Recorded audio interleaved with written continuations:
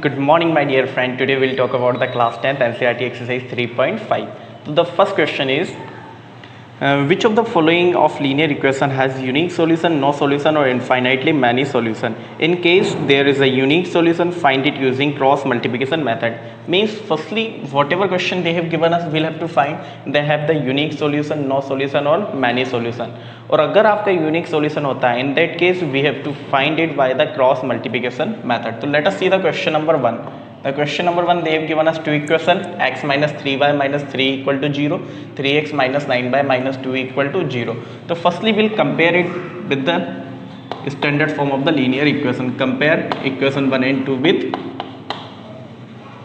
equation 1 and 2 with equation 1 will be compared with a1x plus b1y plus c1 equal to 0, and equation 2 will be compared with a2x plus b2y plus c2 equal to 0. Here a1 b1 and a2 b2 are the coefficient of x and y in equation 1 and 2. c1 and c2 are constant in equation 1 and 2. तो देखिए अब हम इन्हें compare करके आपका सारी value coefficient वगैरह लिखते हैं. तो लेट अस सी, हमें a1 की वैल्यू मिली. देखा हमने इक्वेशन 1 में x का कोफिशिएंट क्या था, 1 था, तो a1 की वैल्यू होगी 1. b1 की वैल्यू हुई आपकी -3 एंड c1 आपको मिला वो भी है -3. a2 की वैल्यू हम लोगों ने देखी दैट इज 3. b2 की वैल्यू अगर हम देखें तो वो थी हम लोग की -9 और c2 की वैल्यू थी आपकी -2. तो देखिए अगर हम यहाँ से a1 अपॉन a2 निकालते हैं तो that is a1 upon a2 will be equal to 1/3 and b1 upon b2 will be equal to -3 upon -9. Minus से माइनस कैंसिल, 3 1 जा 3, 3 3 जो 9, तो ये भी आया आपका 1/3. अब आपने देखा a1 upon a2 is equal to b1 upon b2, तो हमें c1 अपॉन c2 देखना पड़ेगा. और अगर ये दोनों ही इक्वल नहीं होते तो हमें थर्ड वाला देखना ही नहीं था. ठीक है, देन लेट अस सी, देखते हैं c1 अपॉन c2 क्या है आपका. c1 upon c2 will be -3 upon -2, minus से माइनस कैंसिल, तो 3/2. अब आप देखिए a1 अपॉन a2 था 1/3, b1 अपॉन b2 भी 1/3 था, लेकिन c1 अपॉन c2 क्या आपका 3/2 है. सो what we can say that a1 upon a2 is equal to b1 upon b2 is not equal to c1 upon c2, or in that case the equation has no solution. Okay, so therefore we can write that system of linear equation has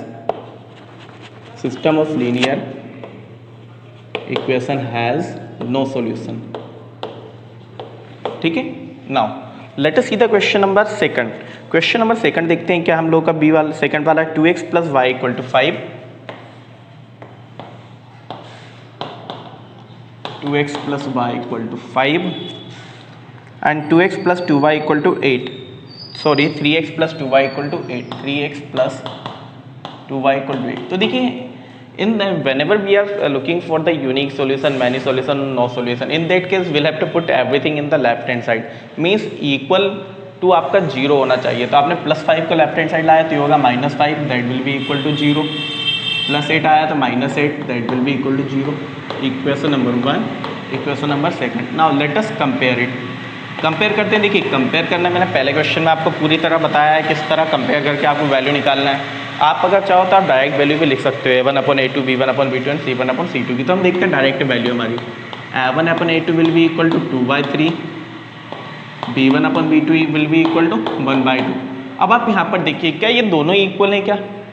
तो हम देखेंगे a1 upon a2 is not equal to b1 upon b2, तो हमें c1 upon c2 देखने की need नहीं है. तो सिंस हम लिख देते हैं a1 upon a2 is not equal to b1 upon b2, तो therefore system of equation has या pair of linear equation has unique solution, has unique solution, unique solution. So जब यूनिक सॉल्यूशन है in that case we have to solve it. अब इन्होंने ये भी कहा है कि आपको किस मेथड से सॉल्व करना है, बाय क्रॉस मल्टीप्लिकेशन मेथड. तो let us see what is a cross multiplication method. So देखिए अब हम क्रॉस मल्टीप्लिकेशन मेथड से इसे सॉल्व कर रहे हैं. तो देखिए यहाँ पर आपके दो वेरिएबल है x और y और एक कांस्टेंट है.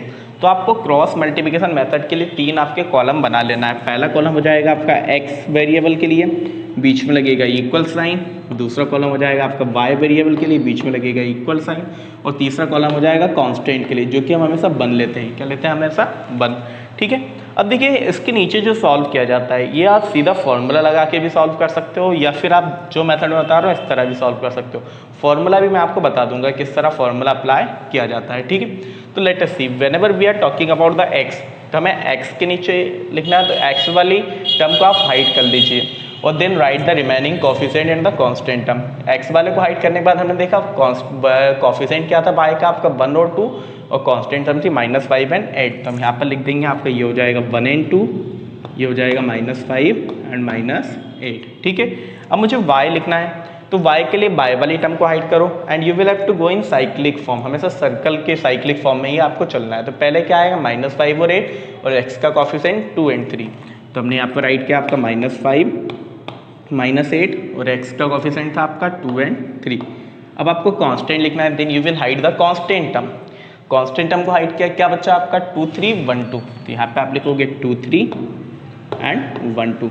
अब करना है आपको cross multiply in the next step, ये होगा x, ये होगा y और ये होगा आपका 1।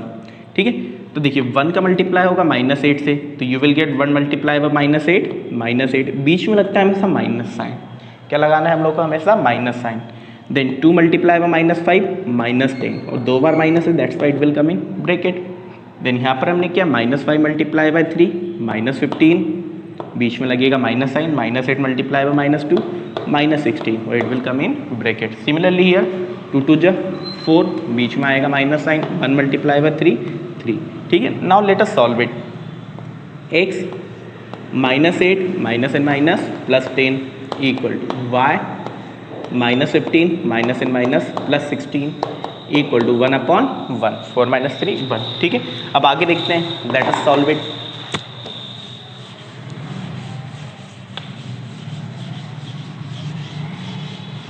देखिए आगे से हम सॉल्व करते हैं, तो will get x/-8 + 10, you will get x/2, then y/15 -15 + 16, तो we will get 1 equal to 1/1।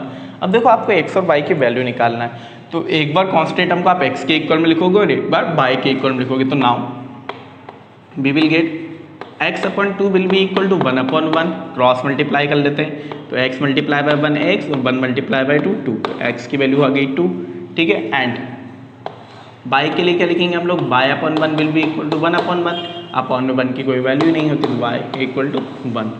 ये देखिए कभी कुछ नंबर लिखा है देन आप क्रॉस मल्टीप्लाई करके निकाल लाओगे, अदरवाइज आप कुछ अपॉन में दोनों में बनता है तो हमने डायरेक्टली लिख दिया। ठीक है, in that case you can solve the question by the cross multiplication method. अगर आप चाहो तो यहाँ पे आप क्रॉस मल्टीप्लिकेशन के लिए फॉर्मूला भी यूज कर सकते हो। देखिए फॉर्मूले की बात कर लेते हैं, फॉर्मूला क्या होता है हमारा, formula for cross multiplication.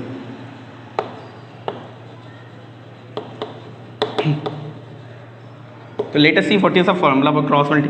Like आपकी पहली इक्वेशन रहती है a1x b1y + c1 equal to 0 and second होती है a2x + b2y + c2 equal to 0।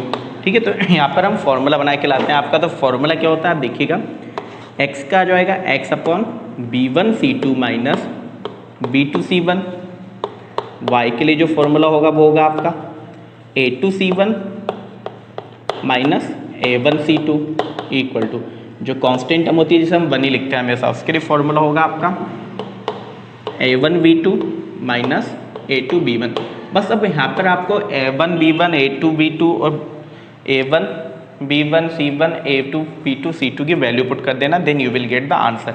तो आप अगर चाहो तो आप ये मेथड भी फॉलो कर सकते हो, और अगर आप चाहो तो यहाँ पे भी आप फॉर्मूला में वैल्यू पुट करके क्वेश्चन को सॉल्व कर सकते हो। Let us see one more question, note it down.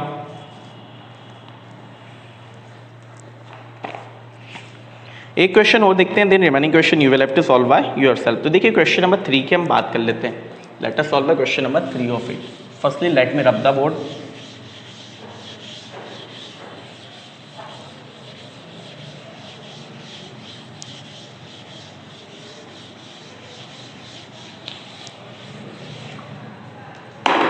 इसका थर्ड वाला क्वेश्चन जो है आपका, देखिए हम पता है we want everything left hand side, that's why सारी चीज़ों को हम लेफ्ट हैंड साइड ही पुट कर लेते हैं। क्या हो जाएगा आपका 3x - 5y - 20 equal to 0, 3x - 5y - 20 equal to 0, equation number 1।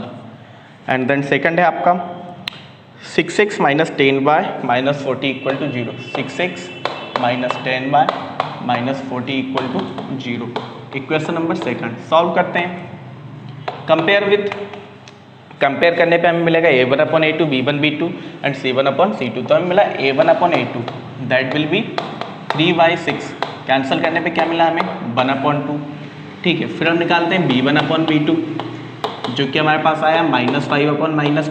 Minus से माइनस कैंसिल, 5 × 5, 5 × 10, 1/2। देखिए जब a1/a2 और b1/b2 आपका इक्वल है तो आपको c1/c2 भी देखना है। तो c1/c2 will be equal to -20/-40। Cancel, 0 से 0 कैंसल, 2 × 1 = 2, 2 × 2 = 4।